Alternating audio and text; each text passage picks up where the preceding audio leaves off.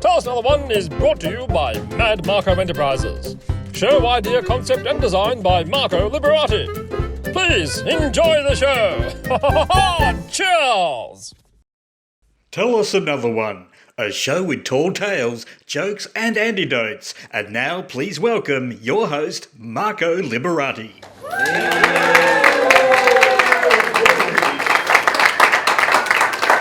Right, thank you. Oh, fantastic, beautiful warm audience here. We're filming live today. So round of applause for the great audience that's here today. You guys are fantastic, thank you. That is awesome. Alrighty, we've got a fantastic show lined up for you guys. We've got a full half hour of entertainment for you. I guess I'll better start with a little story first. I'm finding it pretty hard. I'm struggling with COVID. I'm actually in trouble with the law because of COVID. I'm getting sued. So, greetings. What are we doing these days for greetings now? I'm confused. I don't know what to do. We're doing handshakes, we're doing fist bumps, we're doing elbows. Are we doing the nods? We're doing the one of those. I don't know. So anyway, it's been a few years now with COVID, and I'm confused, and we're distancing, and now things seem to be going back to normal. And this is where the trouble started. My auntie's come in for the kiss, I've gone for the elbow, broken nose. So yeah, that's where we're at, people. And it's okay, because I'm sure she'll forgive me in 10, 15 years' time, because she's Italian. And we'll be sitting down, we'll be making the bread, we'll be making the peace, we'll be having some dinner, and I'll be going, do you remember that time when this used to be mine before the lawsuit?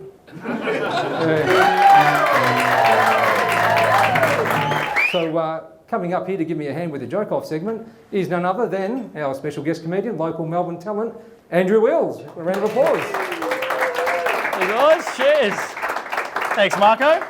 All right. Andrew, Thank you. thanks for joining us. Oh, thanks for having me. This is great. It's fantastic. Andrew's got a very nice, loud voice there, which is Probably fantastic. don't need Not very it, is it? quietly spoken.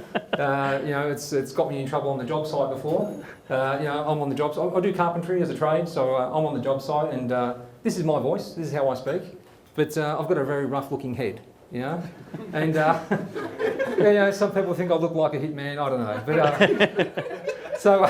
Well, I'm on the job site, and got this guy. He comes up to me, and he's like, and we're talking, about the job and the work. And he just halfway through the conversation, he stops. He goes, "No, I can't do it. No," and he walks off. And then the next day, I said, "Mate, what's going on?" He goes, "Your voice doesn't match your face. I can't deal with it." So I'm going, "Oh, righto, mate. Is it better if I speak like this then?" He's going, yeah, much better. Thanks, mate." So for every time I see him, "Hey, how you going, Troy's? You're good, mate? Yeah, good, great. How's the missus, wife, kids, all good? Fantastic." So I've got to put this stupid voice on now when I work with Troy. That's how things are. So, Andrew. Yes. You going to tell us a joke? It's probably a terrible one, but let's just get straight into it. Here we go. So what did the Italian man say to the French man at the urinal? All right. So what did the French man say to the Italian man at the urinal? European. European. Hey, there it is. I think I died a little bit on the inside by saying that, so I have to apologise. Everyone is terrible. That's cool. That's so cool. bad. All right. So I guess I've got to tell the joke. Yep. Okay. So there was a zebra, and he didn't know his entire life whether he was a white zebra with black stripes or a black zebra with white stripes. And it got to the point where he's gone, "This is it. I don't care if I'm going to end my life doing this. I'm going to go to the king of the jungle. I'm going to ask the king of the jungle, the big lion, what I am. I need the answers." So he's gone to the king of the jungle. He's gone, "Right." He goes, "Am I a white zebra with black stripes or a black zebra with white stripes?" And the lion goes, "Well, there's only one person that can answer that question, and that's the man upstairs." And with that, the lion lets out a massive, terrifying roar, scares the crap out of him, and he dies. He's upstairs at the Golden Gates. He says, "St. Peter, I need to know, my dying wish, am I a white zebra with black stripes or a black zebra with white stripes?" He goes, "Well, mate, I'm going to let you through the Golden Gates, go and see the big man, ask him the question, and hopefully that satisfies you." So finally, he makes it all the way to the big man, and he's gone, "Am I a white zebra with black stripes or a black zebra with white stripes?" And he says, "You are what you are." And with that, the zebra is just bang, shot back to earth with a shot of light and comes back to life again. And he springs up on his feet, and the lion's like, "What happened?" He goes, "Mate, I saw the big man upstairs and he said, I asked him the question. I'm like, black zebra, white stripes, white zebra, black stripes. And he said, you are what you are. And the lion goes, oh, well then you're a white zebra with black stripes. He goes, how'd you work that out? He goes, mate, if you were a black zebra with white stripes, he would have said, you is what you is.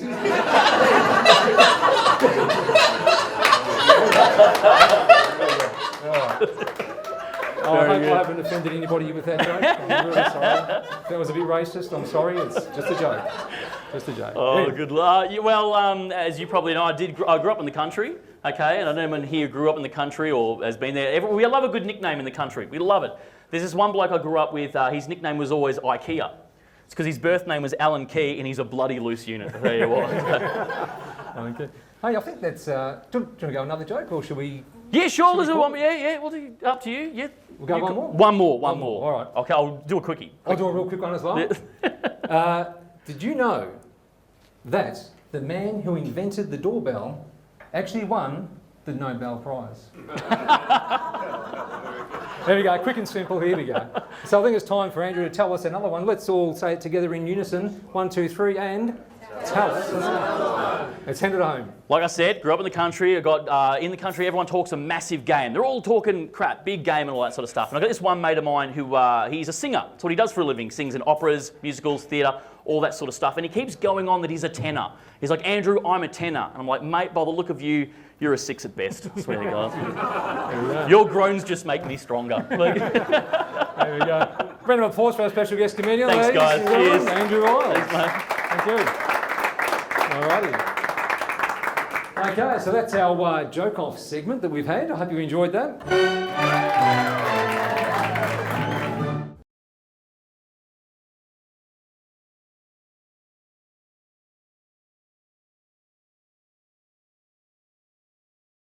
Tell us another one.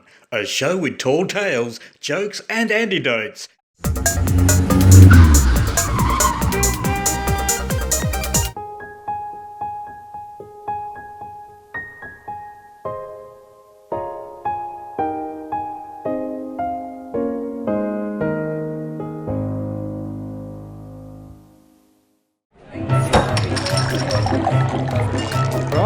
And now it's time for bar jokes. A round of applause for our next segment, bar jokes. Alrighty, so I guess we'll tell a bar joke because it's called bar jokes. So this duck walks over to a pub, walks in the front door, sees a bartender, says, "Hey bartender, do you have any grapes?" He goes, "No mate, we haven't got any grapes." So he takes off. Next day he comes back again. He goes, "Hey bartender, you got any grapes?" He goes, "No mate, we're a pub. What would we have grapes for?" Next day, duck comes in again. He goes, "Mate, you got any grapes?" He goes, "Mate, we don't make our own wine here. No, we don't have any grapes." He goes, "If you come here again, I'm going to nail your duck bill to the counter." So anyway, next day, duck comes back in again. He goes, "Hey, bartender, you got any nails?" He goes, "No, mate." He goes, "Good. You got any grapes?" All right. Should we go one more? All right, we'll go one more bar joke, and the joke show is called Tell Us Another One, and normally I'll tell one and tell another one, but hey, I'm feeling generous. Let's go one more bar joke. So this young kid rocks up to the bar and he says, "Bartender, what's the Wi-Fi password?" And the bartender says, "Oh, it's you have to buy a drink first." He goes, "Oh, okay, no worries. I'll have a Coca-Cola." He goes, "No problem, mate. That's $4." The young kid goes, "Okay, so what's the password?" And he says, "You have to buy a drink first, all lowercase, no space." This is a joke, you could tell it about that. So my old granddad, he lived with us. He lived at home with us, and he was the most cantankerous old bastard you'd ever met in your entire life, this man. I tell you, he died 30 years ago at the age of 92, so as you can imagine, he was in both world wars. As a matter of fact, I think he probably started both world wars. I think it just started out with him and some German bloke in a pub in Paddington. It just got out of hand, you know. But on the 50th anniversary of the Second World War, Margaret Thatcher, in her intimate wisdom, she gave all the war pensioners a £50 bonus on their pension to celebrate the 50th anniversary of the end of the Second World War. And my granddad went mental. He said, "They can shove it. I don't want it." He said, "It's an insult. 7 years of hell and they want to give me 50 quid. He said, "They can stick it up their arse. I don't want it." And so this guy came from Social Security, knocked on the door, and he goes, "Mr. North, you haven't claimed your £50. He said, "You can shove it around, I don't want it." He said, "You stick it up your arse." And he goes, "Mrs. Thatcher's been very generous." He went, "Oh, generous, is she?" He said, well, I'll tell you what she can do. I'll tell you what you can do. You can measure from the end of my dick to my testicles, and you can pay me £1 an inch.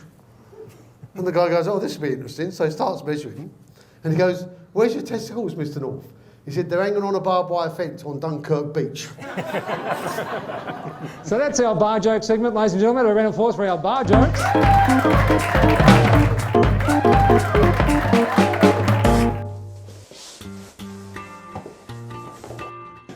Just hold my calls, please, Malcolm.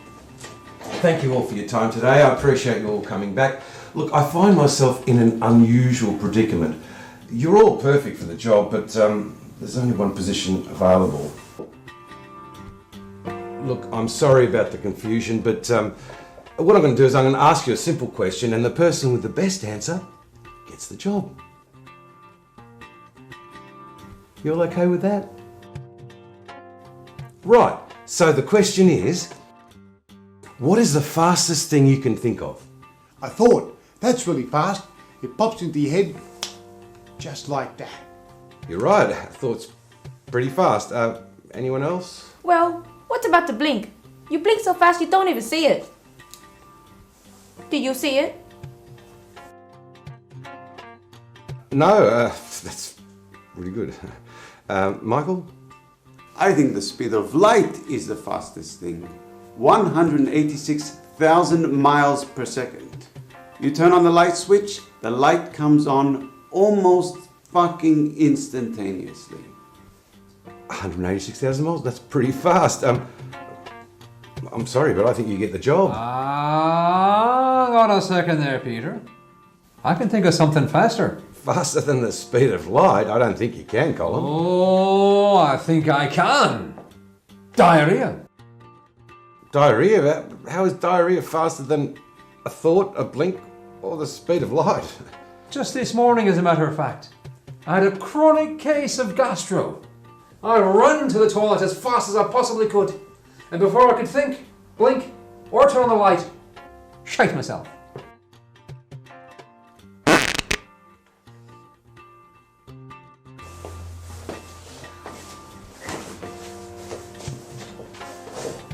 So, Peter, do I get the job then?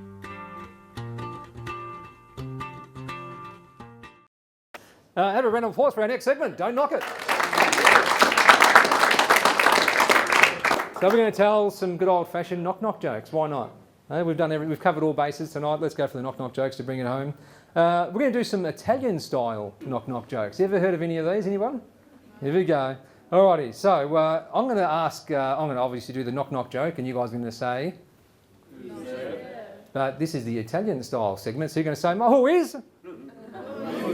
That'll work. All right, let's give it a whirl. All right, here we go. So, knock, knock. Who is? Fantastic. Gouda. Gouda. It's a good show, this one. Not bad, huh? You like? Tell us another one. Tell your friends. Come next week. Fantastic. All right, we'll go another one. This is Italian again, so keep that up, boys. Ladies and gentlemen, you're doing a fantastic job. Knock, knock. Who is? Tank. Oh, thank you very much for coming to the show today. I appreciate it. Tell your friends and come next week. Thank you. So I've told one, I've told another one. Should we go a bonus round? Yeah. We'll go one more. All right. Knock, knock. Who is? I sing. I sing. I sing so loud in the backyard the neighbours complain all the time. All right, that's our knock, knock jokes, ladies and gentlemen.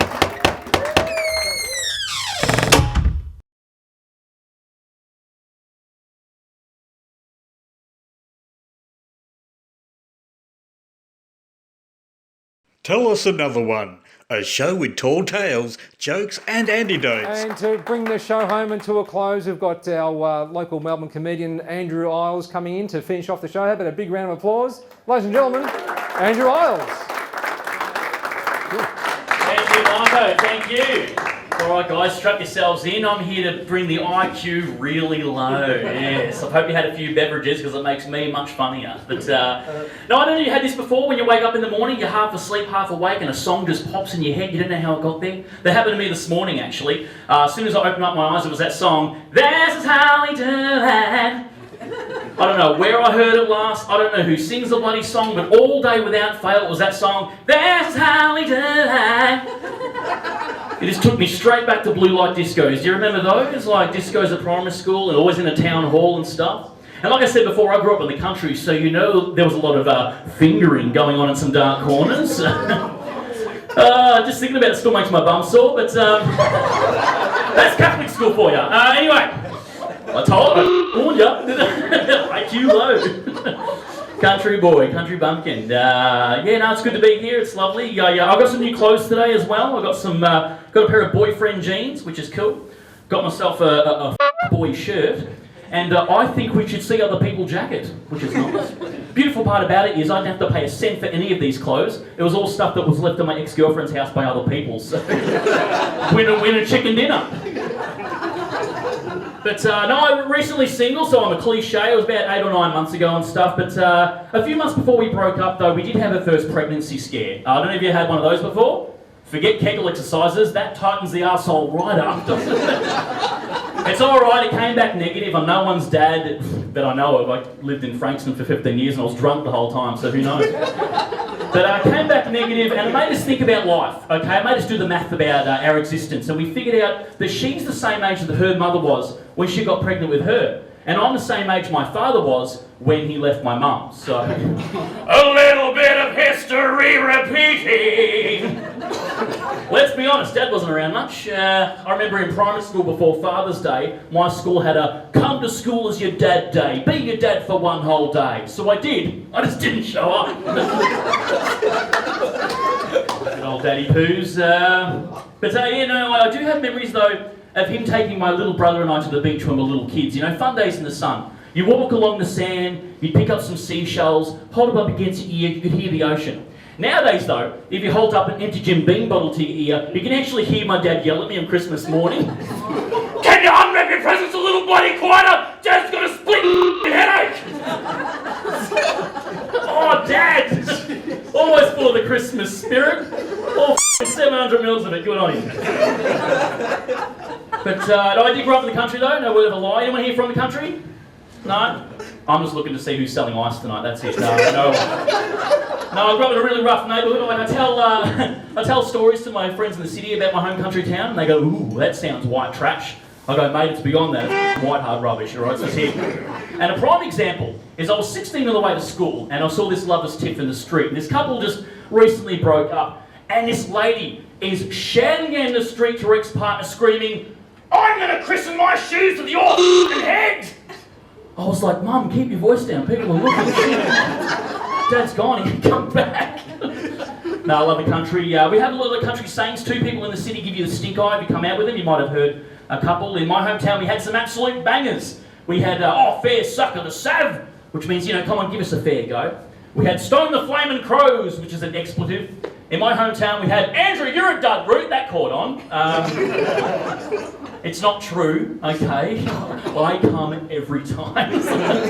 I'm pretty good at sex, just saying. And we love a bit of inspirational quote too, besides country sayings. There's one inspirational quote that my whole family live by, my extended family. If we had a family crest, this saying would go on. The saying goes, you're only strongest as your weakest link. And in all honesty, it's probably why we pulled the plug on Nat, to be honest with you. She knew the f***ing rules.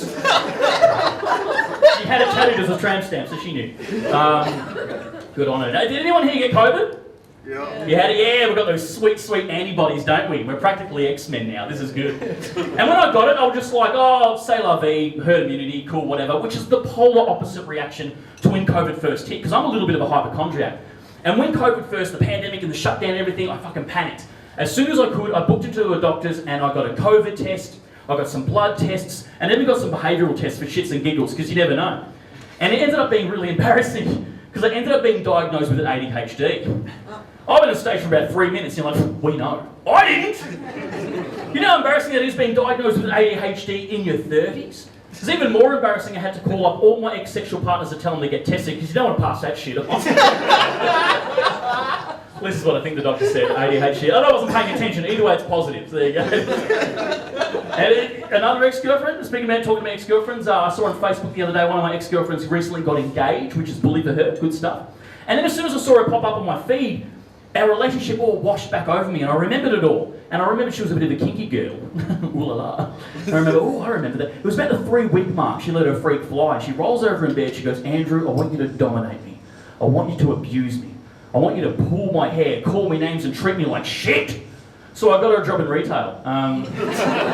Seemed to have worked. There you go. Retail workers, represent.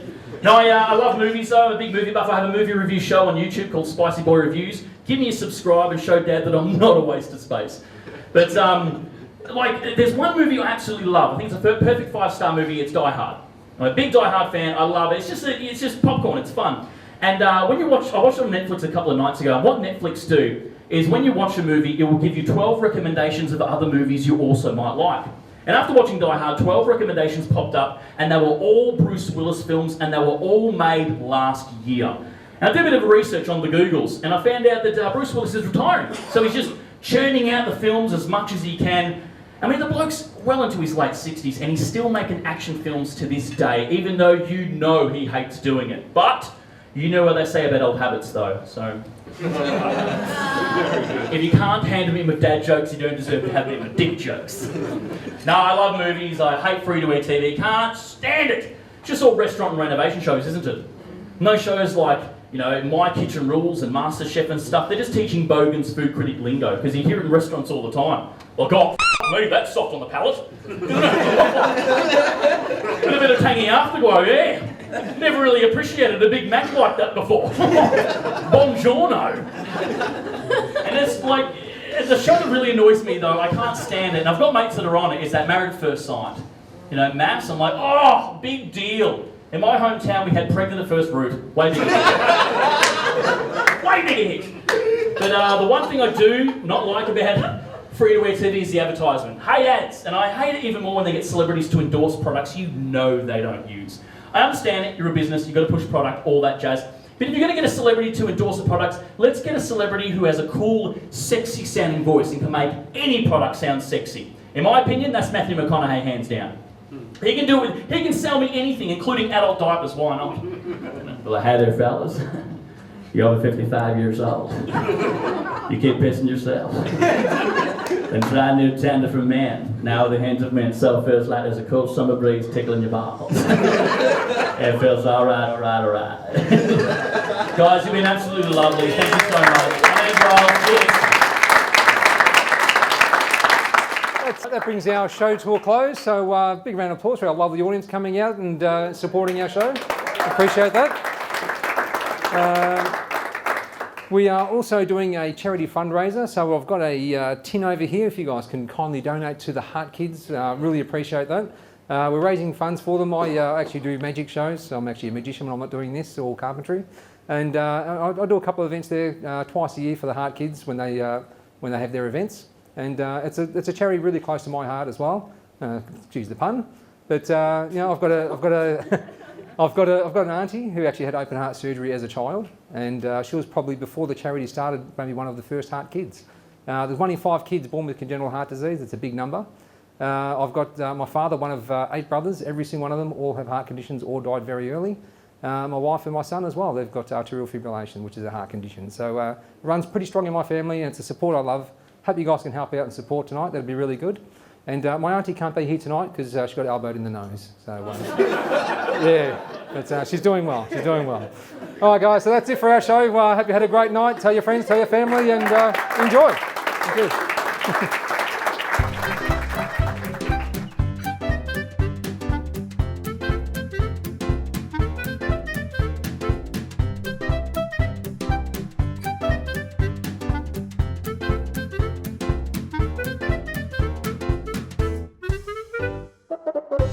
you.